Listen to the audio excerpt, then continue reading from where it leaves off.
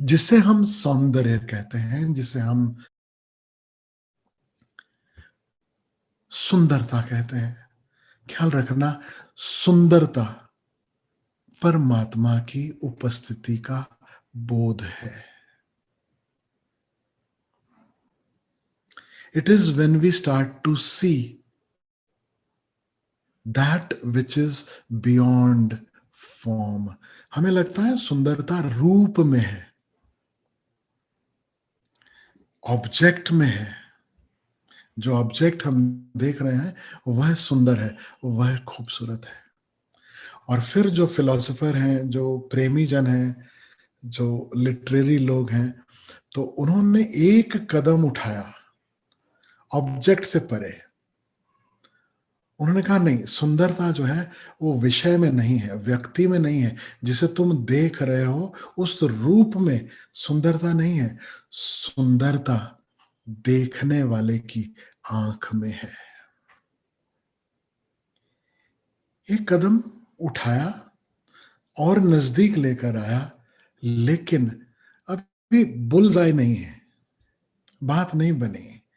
आंख में सौंदर्य है। सॉरी, आंखें जब हार्मोन्स के जोर से ढकी हों तो सब कुछ सुंदर लगता है। कहते हैं ना, सावन के अंधे को हरा ही हरा दिखाई देता है।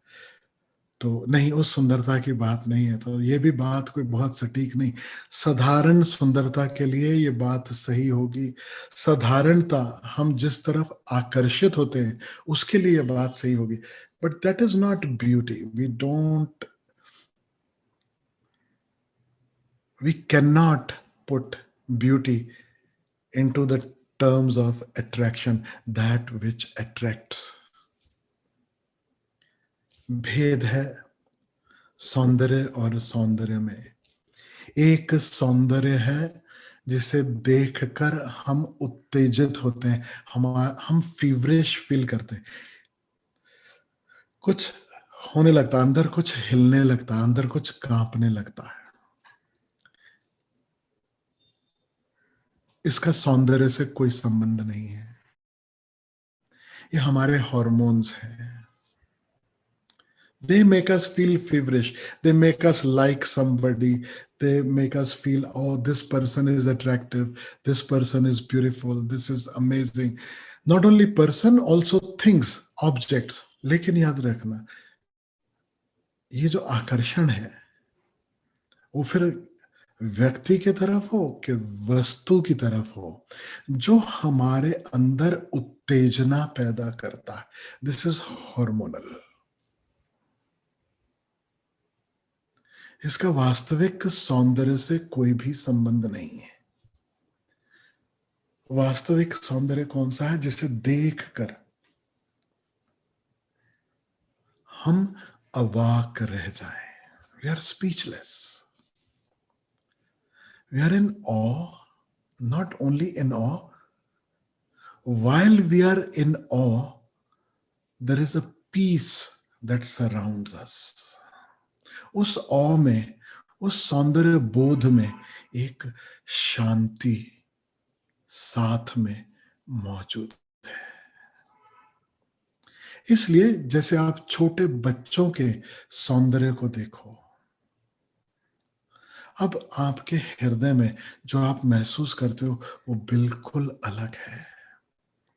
आप सूर्योदय का सौंदर्य देखो, आप चांद का सौंदर्य देखो, तो आपको उत्तेजना नहीं पैदा करता है, आप ठहरने लगते हो। तो दो तरह की घटनाएं घट रही हैं। मैं जिसे सौंदर्य कह रहा हूं वो मैं क्लियर कर दूं। एक है आकर्षण, जो हमें बुखार जैसा दिला देता है, जो सपने में ले जाए, जो कल्पना में ले जाए, जो इमेजिनेशन में ले जाए, जो बुखार जैसी अवस्था पैदा कर दे। Now that is not what is meant by beauty.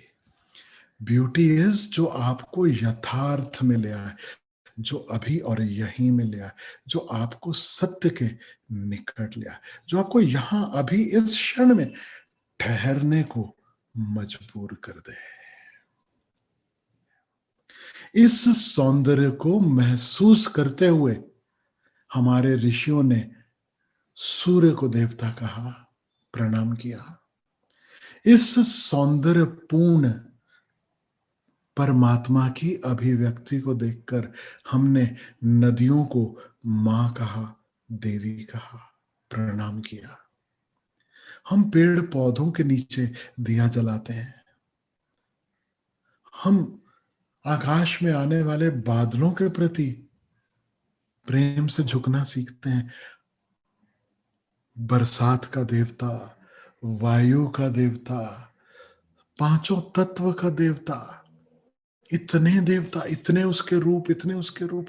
जहां देखो, जहां सौंदर्य, वहां एक झुकना हो जाता है।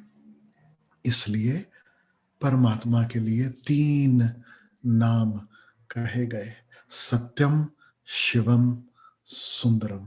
सबसे रूखा सूखा है सत्यम।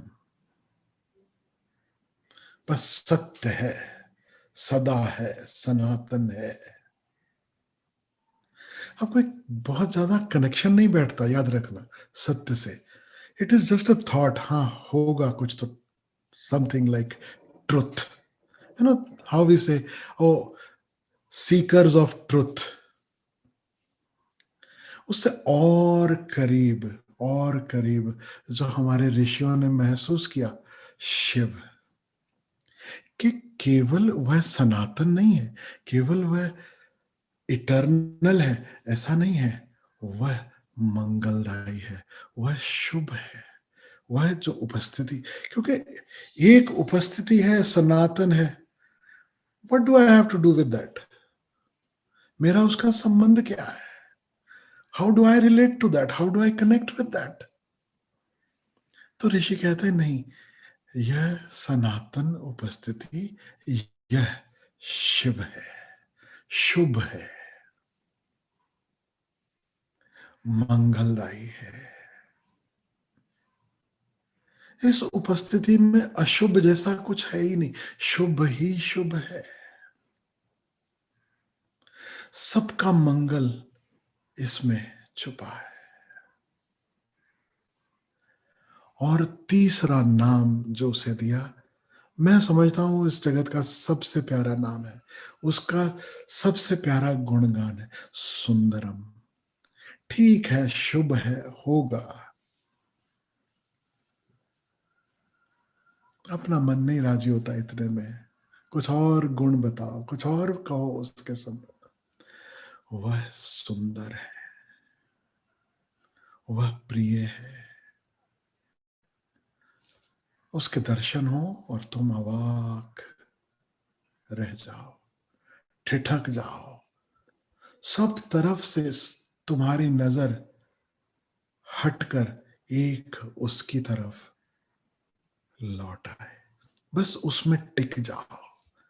जैसे चकोर चांद को देखे, ऐसे वह इतना सुंदर है। और बहुत कम है इस पृथ्वी पर, मैं आपसे कहूं, जिन्होंने सौंदर्य को पूजा, जिन्होंने सौंदर्य को खोजा, जिन्होंने परमात्मा को सौंदर्य की भांति महसूस किया। और मैं आपसे कहूं, जहां जहां सौंदर्य का एहसास होता है, जानना वहीं परमात्मा की उपस्थिति है। अब वो हॉर्मोन्स के कारण भी अगर सौंदर्य का एहसास हो रहा है, मैं आपसे कह रहा हूं, वो करीब करीब वैसा ही है जैसे बादल में झलकता हुआ चांद।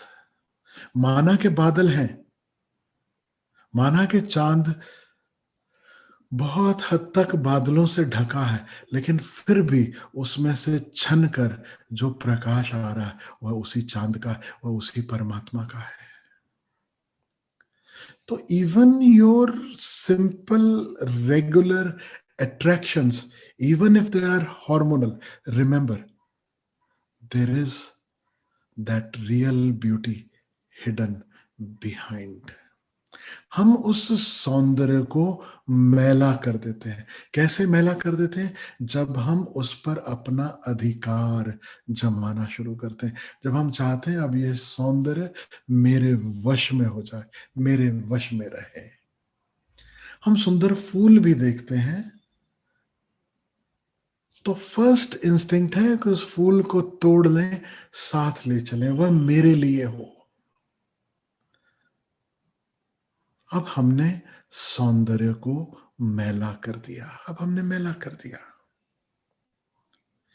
और जो हॉर्मोन्स की वजह से भी, जो आपकी केमिस्ट्री की वजह से, जो आपकी बायोलॉजी की वजह से भी आपको सुंदर लग रहा है, याद रखना, अगर वहां मालकियत के बादल से हम मुक्त हो सके तो हम पाएंगे वहां भी वही परमात्मा का सौंदर्य हमारे लिए प्रकट हो गया।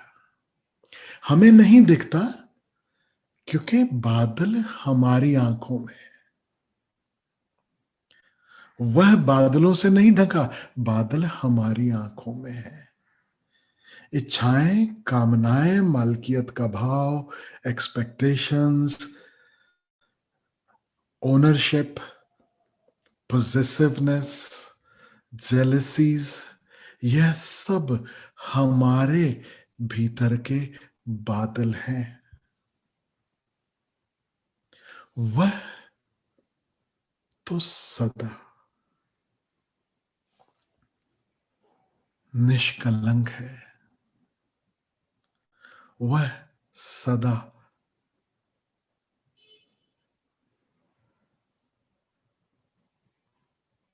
अछूता है।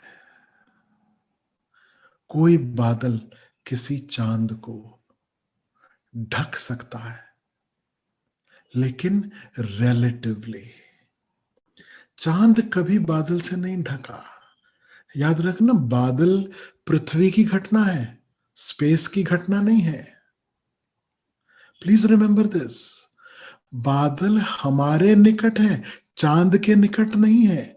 उस स्पेस में जहां पे एयर भी नहीं है, there is no air as such, there is no atmosphere as such, there is no water as such, there are no clouds either. These clouds are very close to us, not close to the moon.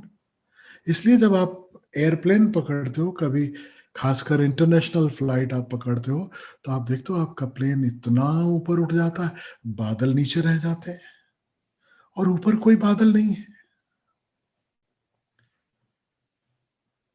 चांद बादलों से ढका नहीं है, कभी ढका जा नहीं सकता। हमारे आंखों के निकट है बादल, इसलिए हमें चांद ढका हुआ लगता है। और यह बादल हटे तो चांद अपनी परिपूर्णता में हमें दर्शन देने को तैयार है। तो हमारे भीतर के बादल छटे तो परमात्मा के दर्शन सदा सदा उपलब्ध है। वह सौंदर्य, फिर ऐसा नहीं है कि कोई यंग है तो ही सुंदर है। फिर देखना आप, झुर्रियों में भी सौंदर्य का एहसास है। फिर कमल में नहीं, कीचड़ में भी सौंदर्य का एहसास है।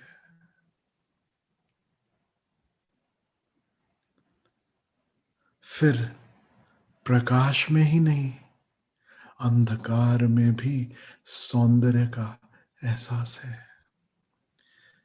फिर जन्म में ही नहीं, मृत्यु में भी सौंदर्य का एहसास है।